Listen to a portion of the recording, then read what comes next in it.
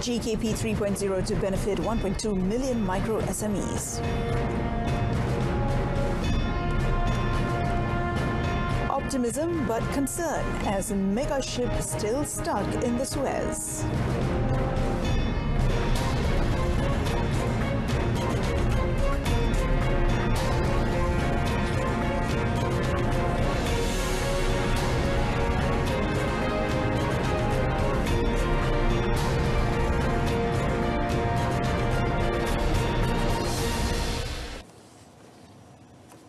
Hello and good afternoon. I'm Mohana Priya. Welcome to Updates at Noon.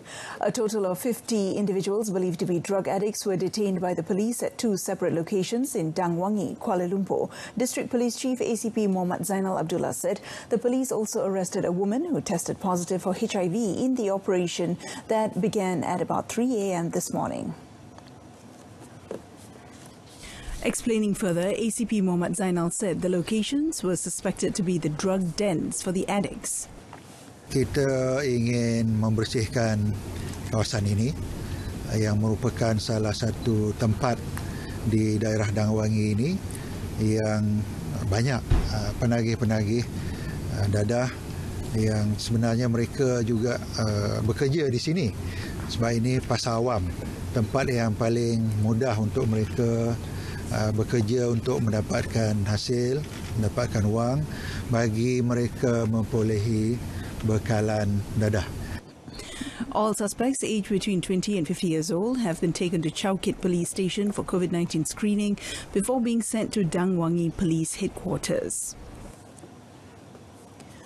The Department of Occupational Safety and Health will be calling the top management, including the Chief Executive Officer and Chairman of the contractor, over the investigation into the incident on the Sungai Besi Ulu Klang Elevated Expressway, SUKE. A Deputy Human Resources Minister, Dato' Awang Hashim, said the party concerned would have to table all standard operating procedures as well as improvements made to prevent another similar incident from occurring.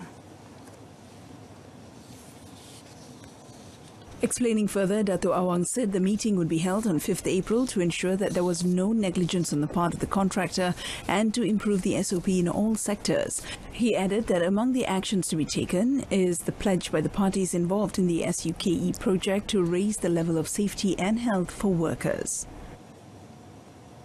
Dan kita akan pastikan dan kita juga akan meningkatkan standard operating procedure dalam semua sektor yang ada. Sekiranya ada lagi kelemahan-kelemahan ataupun SOP yang kita bina lebih kurang 20 tahun perlu diperbaharui, perlu diharmonikan. Dan pada 5 bulan 4 ini saya telah akan berjumpa semua dengan kontraktor-kontraktor besar ini, kelas A ini yang terlibat dalam pembinaan lebuh raya Soke dan juga yang lain-lain supaya mereka membentangkan standard operating procedure yang mereka jalankan.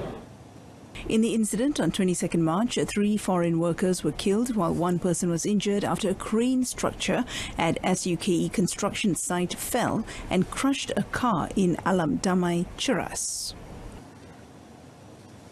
The National Film Development Corporation, FINAS, will re-evaluate the issuance of the Certificate of Filming SPP following allegations of damage to fossils that are millions of years old after filming was done by a production company at Goa Matsurat recently.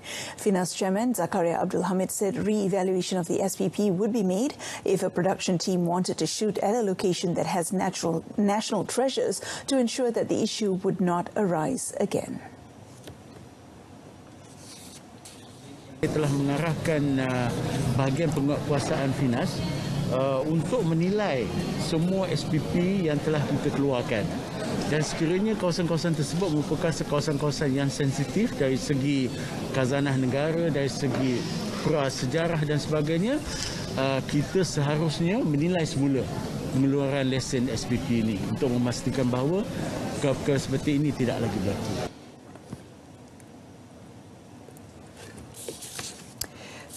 Zakaria said this after officiating at the closing ceremony of the music video production and copyright workshop at the Ipoh Town Hall. A Facebook posting had reportedly gone viral on social media following damage to the site after the filming of a popular drama, with claims that the production crew threw garbage everywhere, with some pictures showing the damage and the engraving of the drama's title on the cave wall.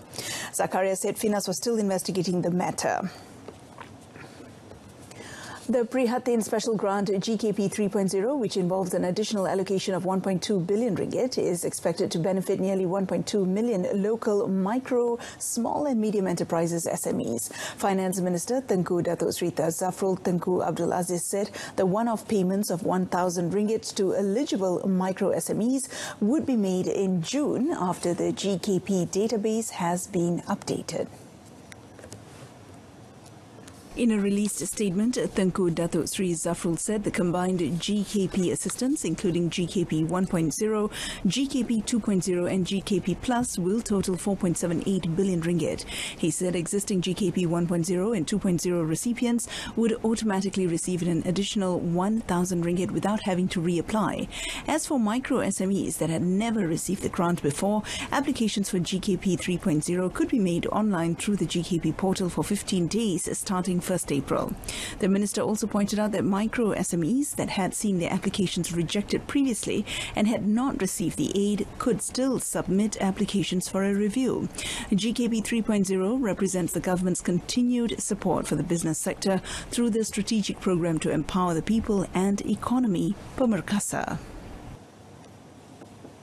Meanwhile, rubber smallholders have been urged to set up cooperatives in their respective areas to enable them to operate in groups, which is seen as more profitable than operating individually. Plantation Industries and Commodities Minister Datuk Dr. Muhammad Khairuddin Aman Razali said the move would also facilitate the government to channel aid to ensure that the group could get out of poverty, in line with the goals outlined under the National Agri-Commodity Policy 2021 to 2030. The minister said the Malaysian Rubber Board has been tasked with helping smallholders to set up cooperatives, including the provision of revolving funds and training. He said each cooperative will be provided with working capital of 140,000 ringgit, as well as a machine worth 300,000 ringgit to produce crepe rubber. Bila telah dilihat kejayaannya, kita akan buka lagi kepada koperasi yang lain. Sebab itulah sebagai persiapan awal, kita nak koperasi ditubuhkan dulu. Lepas tubuh koperasi, perlu uruskan manajemen dia, pengurusan dia, ada manager dia, ada pegawai kewangan dan sebagainya. Situ kita akan nilai dia untuk dia mampu ke tidak untuk kita bekalkan kepada dia masyarakat. Speaking after presenting donations to rubber smallholders in Kedah, he said as a start, the assistance will be given to 20 cooperatives, including existing but inactive entities, involving a total allocation of 6 million ringgit. The Malaysian Palm Oil Board, MPOB, is developing an online system for independent oil palm smallholders and national oil palm traders to monitor and report transactions of fresh fruit bunches, or FFB. Deputy Plantation Industries and Commodities Minister Datuk Sri Dr. Wee Jek Seng said the system aims to encourage independent smallholders to practice keeping records of the maintenance of their smallholdings and yields consistently and accurately. Explaining further, Datuk Sri Dr. Wee said the new system would be capable of increasing transparency on the transactions of FFB by gathering revenue records of independent smallholders and monitor the sales of stolen oil palm fruits and unscrupulous fruit dealers. Jadi semua penting dan bagaimana untuk menteraskan mungkin curi buah itu diatasi. Mungkin teknikal kalau ada orang yang kata curi timbang, itu biasa orang juga tekankan ni perkara ini mungkin dapat dikawal, sebab kalau kita ada sistem ni maknanya maklumat itu dah ada di semua peringkat. Speaking after opening the pilot project for monitoring and reporting of FBB transactions in Johor yesterday, he said the pilot project will be implemented in Tanjung Piai, involving over 6,000 oil palm smallholders, covering an area of 11,954 hectares. He said the project will run for a month beginning 1st April.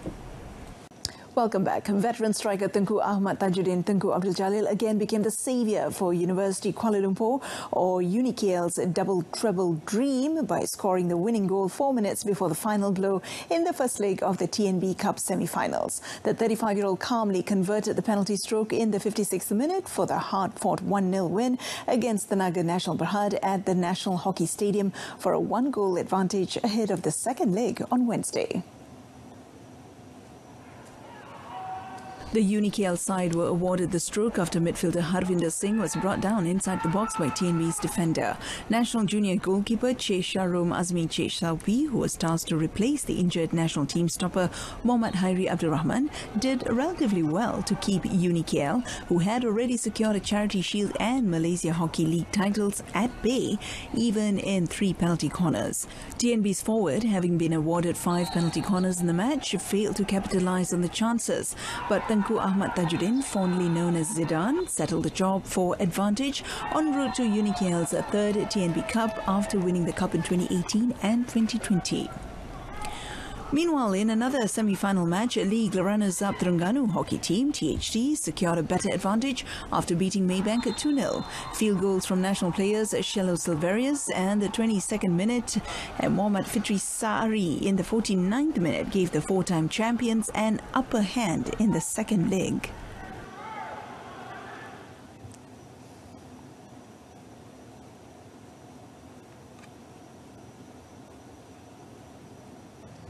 And that's it from us this afternoon. In our top story today, GKP 3.0 to benefit 1.2 million micro SMEs. News at 10 comes on this evening on My Freeview's Berita RTM news channel. I'm Mohana Priya. Thanks for watching. Thank you for your company.